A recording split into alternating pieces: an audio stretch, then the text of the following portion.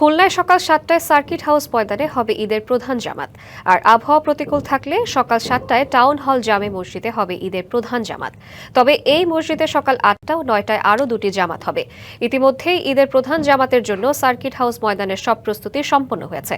সকালে circuit house ময়দান পরিদর্শন করেছেন খুলনা সিটি কর্পোরেশনের প্রশাসক। প্রশাসনের পক্ষ থেকে সার্বিক নিরাপত্তা জোরদার করা হয়েছে। দিনাজপুরের গড়ে শহীদ বড় ময়দানে ঈদের জামাত আয়োজনের প্রস্তুতি চলছে জোরে সোরে। সকাল 8:30টায় অনুষ্ঠিত হবে নামাজ। তবে সপ্তাহ জুড়ে দফায় দফায় বৃষ্টিতে পানি জমে প্রস্তুতিতে বেগ পেতে হচ্ছে। ইতিমধ্যে জেলা প্রশাসন ও পুলিশ বিভাগের কর্মকর্তারা মাঠ পরিদর্শন করেছেন। সার্বিক নিরাপত্তায় ওয়াচ টাওয়ার সহ তল্লাশির ব্যবস্থা রাখা হয়েছে। মোতায়েন থাকবে পর্যাপ্ত নিরাপত্তা বাহিনীর সদস্য। 23 একর জায়গা জুড়ে স্থাপিত ঈদগাহ মাঠে 2016 সাল থেকে ঈদ জামাত শুরু হয়েছে।